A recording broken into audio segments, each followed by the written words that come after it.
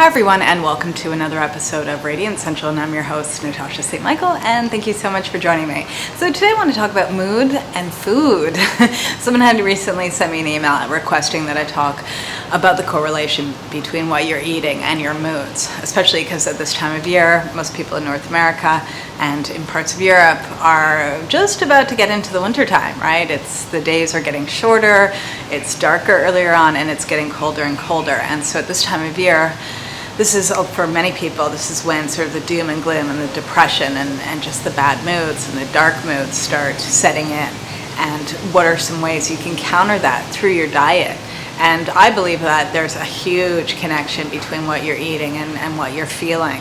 And a lot of times it's amazing to see how certain adjustments of the diet can actually really affect your mood and make you feel much better. Or certain adjustments can make you actually feel even worse. So amazing to see that, and it's good to know that you can actually take your mood and your happiness in your own hands and through what you're eating and what you're doing. So what I want to talk about today are some of the foods that if you do deal with depression or any kind of up and down moodiness or any kind of mood disorder, what you can do to bring about more of an equilibrium, bring about more of a balance, and help to get out of that depression. You know, for some people, it's not only about the food, but it's other things as well. But changing your food and changing certain things in your lifestyle will improve things.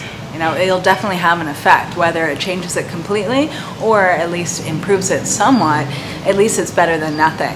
And I also want to talk too at the end of the video about certain things that you can actually make sure to be having every day to improve your mood, especially over the winter months. So to begin with, how is food affecting your mood? Well, the whole thing is that my view is that with the foods that spike your blood sugar or make your blood sugar sort of skyrocket up and then plummet down and then put your blood sugar up again and then down again, anything that kind of makes your blood sugar erratic and going to one extreme to the other, those foods should be avoided at all costs, because if your blood sugar is up and down, then your mood is going to be up and down. And that's why some people feel like that, really like up and down, like happy, sad throughout the day. And they're always craving certain foods to get them high again, to get them up again. And those foods I usually find are anything that contains a high amount of sugar, and syrups as well, especially, or any kind of simple sugars, and also foods or beverages that contain either caffeine or other stimulants like theobromine. Anything that's kind of stimulating you, that's giving you that boost. And because a lot of times people are very sensitive to that boost, and too much of a boost up, there's only one other way to go, and that's down. And sometimes crashing down it's a big crash. And it's hard for a lot of people to handle that and to be handling that day in and day out. Eventually they kind of burn out, and eventually they can't ever get themselves back up. They're always at just a very low level. So my suggestion is to try and eliminate as much sugar out of your diet as possible, or all sugar out of your diet, especially sugar that comes in the form of syrup and foods that contain syrups. So an example of a syrup, a processed syrup, would be high fructose corn syrup. So any food, any dessert, any beverage that contains high fructose corn syrup, eliminate it from your diet. And other syrups as well, or other liquid sugars as well. Okay, so, and even the natural stuff, even the stuff like brown rice sugar syrup or maple syrup or even honey. For some people, they're really sensitive to this stuff. And I find if the sugar or the sweetener is in a liquid form, it tends to spike people's blood sugar more so than if it's in a crystallized form. In general, I find if people can eliminate all sugars completely, that would be fantastic. But if you're just starting out, I would first eliminate the high fructose corn syrup and any other sort of liquid sugars out of your diet, and then move more towards eliminating all sugars. But start with at least the liquid forms and the syrups, because that itself can make a huge difference. And then also, too, on top of that, I would suggest either eliminating or cutting down on caffeine and any kind of beverage or substance that contains a stimulant. So caffeine, theobromine, things like that. And so it's not only coffee, but it could be teas as well. It can be energy drinks, it could be soda, and it could be chocolate. and even like the raw chocolate powder, the raw chocolate nibs, beans, all that contains theobromine, which is in the family of caffeine, and it's a stimulant. A lot of times people can get away with a very small amount, but once they kind of go over, they go high up and low down. And if you're one of those people that you find, whenever you're having kind of chocolate and it makes you feel good at first, but later on it makes you feel really crummy, then either you need to take it out completely or you need to decrease it significantly. A lot of times what I have to say is that if you get to know what the foods are that you're ingesting that is causing your mood to go up and down and up and down, once you kind of get a handle as to what is contributing to it, then you could play too with the amounts, because sometimes it might be completely eliminating it from your diet, but other times it might be just allowing yourself a certain amount, and if you have that certain amount, you're fine. But the moment you have a little bit more, then it's a slippery slope down, right? And I can give the example of coffee. For some people with depression, they find that if they have half a cup or 1 cup of coffee, it actually helps their mood. But once they go to having 2 cups of coffee a day, then they start feeling bad. So it's about asking yourself, like, what are you willing to let go of, and what are you willing to play with and adjust? And sometimes it is about making adjustments, perhaps at first, and perhaps you work towards eliminating these things later on. But in the beginning, if you feel more comfortable just making small adjustments, why not go there instead of not doing anything at all? Another question that people ask me having to do with sugar is, what about fruit? I don't feel that fruit is affecting people's mood adversely, even if someone has a lot of fruit. I don't feel that that's like the worst thing ever. I feel in general that if someone's eating like a whole piece of fruit, it's got the waters in it and the fiber in it, that I don't feel people are getting the blues from eating fruit.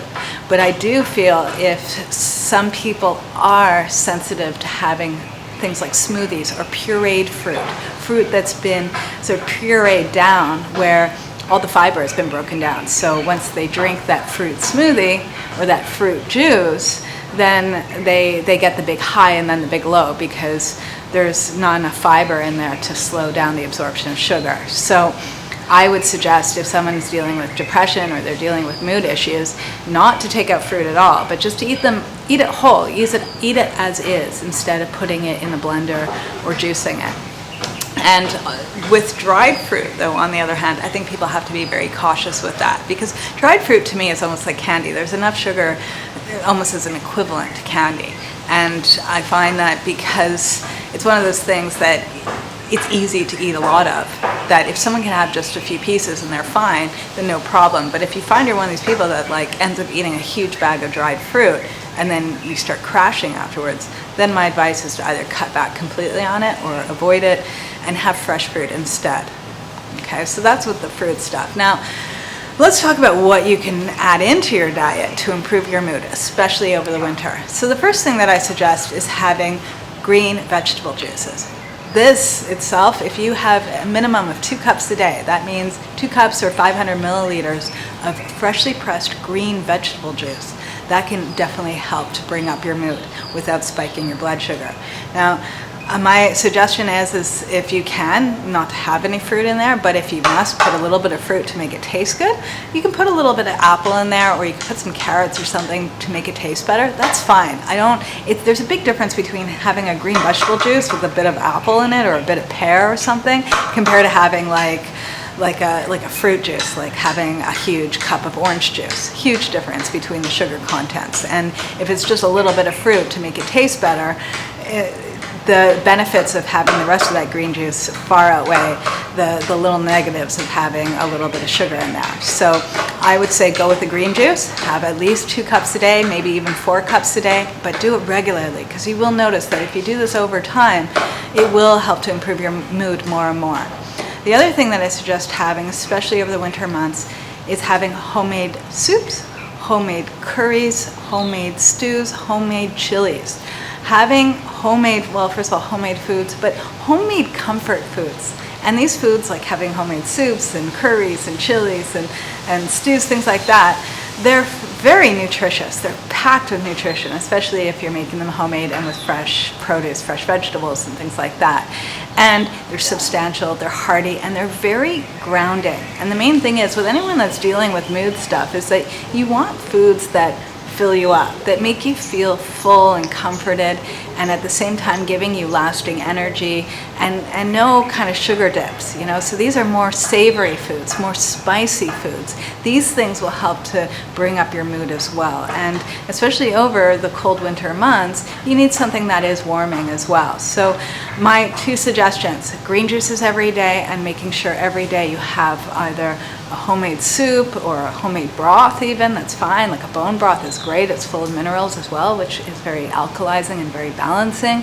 Or having a curry or having a chili, anything that's kind of spicy and substantial and full of vegetables. Make sure that you slip those vegetables in there, because that will definitely make a difference as well. So these are my suggestions, things to think about and things to bring in. You know, it's about keeping things simple, and sometimes it's the smallest little things that you need to take out or add in. And it can make a huge difference on how you feel and how you go about your days, and what the winter turns into, you know, whether it turns into something that's fun and joyous or something that's heavy and dark. All right, so try these out, and I'm wishing you guys a super fabulous day, and I'll see you again soon. Bye.